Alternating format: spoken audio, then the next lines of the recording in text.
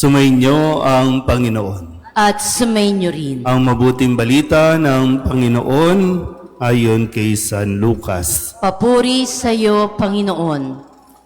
Noong panahong iyon, sinabi kay Jesus ng isa sa mga tao, "Guro, iutos nga po ninyo sa kapatid ko na ibigay sa akin ang bahagi ko sa aming mana." Sumagot siya, "Ginoo, sino ang naglagay sa akin bilang hukom o tagapaghati ng mana ninyo?" At sinabi niya sa kanilang lahat, "Mag-ingat kayo sa lahat ng uri ng kasakiman, sapagkat ang buhay ng tao ay wala sa laki ng kayamanan." At pagkatapos ay isinaysay ni Jesus ang talinghagang ito. Ang bukirin ng isang mayaman ay umani ng sagana. Kaya't nasabi niya sa sarili, "Ano ang gagawin ko? Wala na akong paglagyan ng aking ani. Gigibain ko ang aking mga kamalig at magtatayo ako ng lalong mas malaki. Doon ko ilalagay ang aking ani at ari-arian at sasabihin ko sa aking sarili, ayan, marami na akong ari-arian. Hindi na ako kukulangin habang buhay. Kaya't mamamahinga na lang ako, kakain, iinom at magsasaya." Ngunit sinabi sa kanya ng Diyos, "Hangal, sa gabing ito'y babawian ka ng buhay. Kanino mapupunta ang mga bagay na inihanda mo?" Ganyan ang sasapitin ng nagtitipon ng kayamanan para sa sarili, ngunit dukha naman sa paningin ng Diyos. Ang mabuting balita ng Panginoon. Pinupuri ka namin, Panginoong Hesukristo. Isang magandang umaga po sa inyong lahat. Palapakan natin ang poong Jesus Nazareno. Ngayon po ay ika-18 linggo sa karaniwang panahon at linggo ni San Juan Bautista Maria Vianney. Siya po ang patron ng lahat ng mga dati po ng parish priest, pero binago na po ito at ginawang patron ng lahat ng mga pari, kung kaya tinihilingan kayong lahat na ipagdasal niyo po kaming lahat ng mga pari. At sa araw na ito, ikatlong araw na po ng pamamalagi ng imahin ng poong Jesus Nazareno mula sa Quiapo, ay bumisita dito sa tahanan ng kanyang ama, ang ating patrong si San Jose, upang maghatid ng mensahe na makakatulong para sa ating lahat. Kung nung nakalipas na linggo, lumapit kay Jesus ang mga alagad at nagsabing, "Turuan mo naman kami paano manalangin."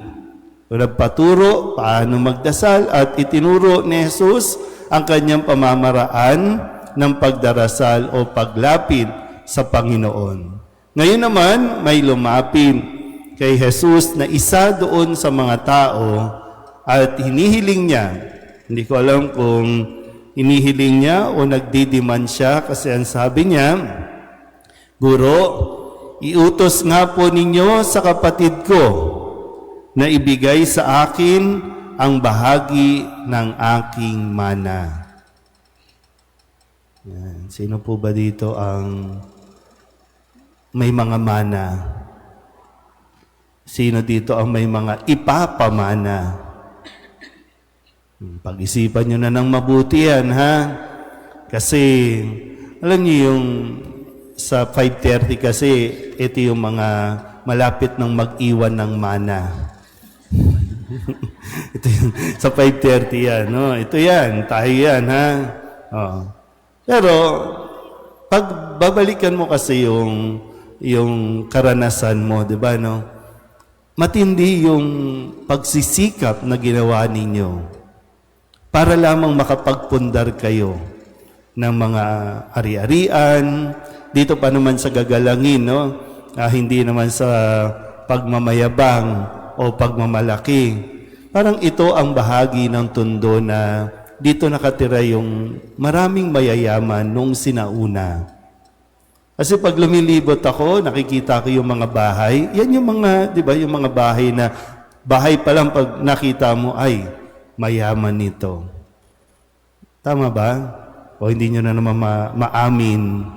Kasi nakailang henerasyon na kayo. At dahil sa inyo, sinira ninyo yung mga gagandang bahay dito. Di ba yung parang mga ancestral houses dito, no? Lalo na dito sa areang ito. Pinabayaan nyo eh. Pinamana lang sa inyo, pinabayaan ninyo. Pero gusto ko lang balikan yung bahagi na nagsikap ka, nagtaguyod, alam mo yung pamumuhay na ginawa ninyong nagtinda kayo, patingi-tingi, hanggang sa naging sari-sari store, naging grocery store. Yung mga dating parang nilalako mo lang, ngayon talagang meron ka ng sariling shop. At matindi, yung kaya mong natiis mo, kumain ka na lang ng saba, yung saging, para lang makaipon ka, makapagpundar ka talaga, itaguyod mo. Yun ang karanasan ng marami. Pero ngayon, medyo magdahan-dahan naman kayo, no? Although, deserve ninyo yung, i-enjoy nyo naman yung pinagsikapan ninyo. Habang may lakas pa kayo, i-enjoy nyo na. Kasi malay mo, di ba, sabi nga ni Kristo dito, hangal. Ngayong gabi, babawian ka na ng buhay. Kanino mapupunta yan? Kung hindi mo pa i-enjoy yan, pero deserve mo nga na i-enjoy mo yan, lahat ng naipundar mo, lahat ng pinagsikapan mo, sige, sa'yo yan eh. Pero yung dito, may naisip ko, bakit ba itong dalawang ito, pwedeng magkapatid, magkamag-anak, na lumapit kay Jesus, sabihin mo nga doon sa kapatid ko, no, ibigay yung aking mana, yung share ko. Sabi ko, ano ba to? Hindi ba inayos ng magulang nito yung hati? O kaya naman, either yung isa, feeling, di ba, no? Feeling api. Feeling niya, api siya. Kasi wala siyang mana. Kawawa naman siya. Naghihirap siya. O kaya naman yung isa, feeling niya, ay hindi, akin lang ito. O, diba? Kaya hanggang ngayon, may mga magkakapatid, hindi magkasundo dahil sa mga iniwanan mong mana. Nag-aaway-away. Halos tumanda na nga. Baka nga iba sa inyo, tumanda na't lahat. Dahil pa rin doon sa, ay kinuha yung mana ko, hindi ako binigyan ng mana. Hindi yan papansinin ni Jesus. Kung dito sa ating ebanghelyo, ha, sino ako? Para ayusin ang gulo ninyo. Ako ba'y nilagay para maging hukom ng paghahati ng inyong ari-arian? Ang sabi sa unang pagbasa, lahat ng bagay dito sa mundo walang kabuluhan. Yung mga bagay na iniisip mo, pinoproblema mo, na sinasabi natin nagkokos ng anxiety sa tao, walang kabuluhan yan. Mawawala yan. Sabi ni San Pablo sa kanyang sulat sa mga taga-Kolosas, pagsikapan ninyo na makapag-ipon kayo, hindi ng kayamanan sa mundong ito, kundi ng kayamanan sa langit. O meron ka na bang naipon? Nakapag-invest ka na ba para sa langit? Kasi baka lahat ng pinagsisikapan mo para lang sa mundong ito. O sige, tingnan ninyo ha, balikan natin ang konti. Di ba ang pangarap mo noon, magkaroon ka ng katulad ng kapitbahay ninyo, second floor, 2 floors na bahay, may mga silid, kanya-kanyang kwarto. Kasi dati, sa tingin ko ha, ito yung mga lumaki doon sa magkakatabi kayong natutulog. Tama ba? Yung magkakatabi kayo, no? Nasa either, wala pa namang kama noon, pero yung banig di ba? Magkakatabi kayo. Pero nung medyo nakakaangat-angat ka na sa buhay, nagkapamilya ka, gusto mo, bawat isang anak mo may kanya-kanyang kwarto. O yan tuloy, hindi tuloy banding, hindi tuloy magkakasundo, kasi pinag-iwa-hiwalay mo. Kasi akala mo maganda yon.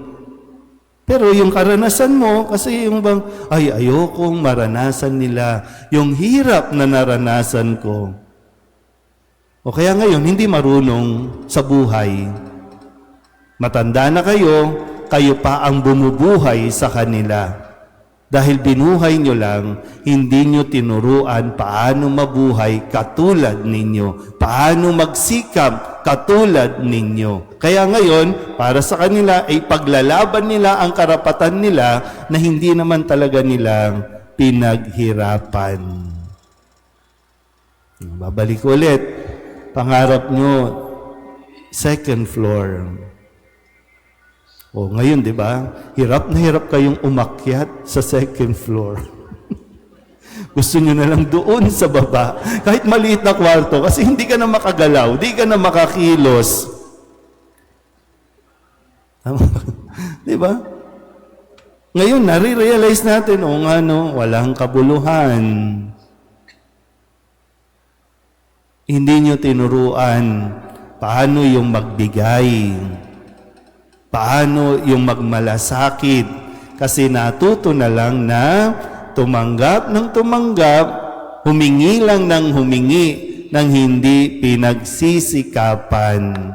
Kasi nga, yung mentality natin, ayaw namin silang mahirapan, ayaw naming maranasan nila yung naranasan namin. O, kaya, ngayong matatanda na tayo, deserve. Kasi tayo man yan. Tayo ang nagturo. Kaya nga, di ba? O, di, binigyan nyo ng mana. O, di ngayon, nakikiusap kayo, nagmamakaawa kayo, dalawin nyo naman ako. Di ba? Ganun ang nangyayari. Pero, babalik natin ulit, no? Kasi sayang ang panahon. Maikli lang ang panahon. Sayang kung ibubuhos lang natin sa pag-aaway-away, sa pagtatampuhan ng mga bagay sa mundong ito. Tumatanda na tayo, palubog na ang araw para sa atin, so, sayang naman. So, sana po, no? Kaysa mabuhay tayo sa galit, sa sama ng loob, sikapin natin, base sa turo at halimbawa ng Poong Jesus Nazareno, ang higit nating pahalagahan ay yung ating ugnayan sa isa't isa. Kung sakali man, medyo hinahamon ka, kung mayroon kang kapatid na medyo naging ganid, naging makasarili, hayaan mo na. Hayaan mo na. Ipagdasal mo na ikaw, huwag ka naman mag-self-pity. Nakailang taong ka na nga, buhay ka pa rin hanggang ngayon Diba? Pero tingnan mo lang, no? Baka kasi madating ng araw, pag pare-pareho na tayo nakahiga sa kabaong, iiyak-iyak ka naman. Pero ngayon pa lang, no, sana po sikapin natin na mas maging o mas pahalagahan natin ang relasyon natin kaysa sa kayamanan o pera. Amen?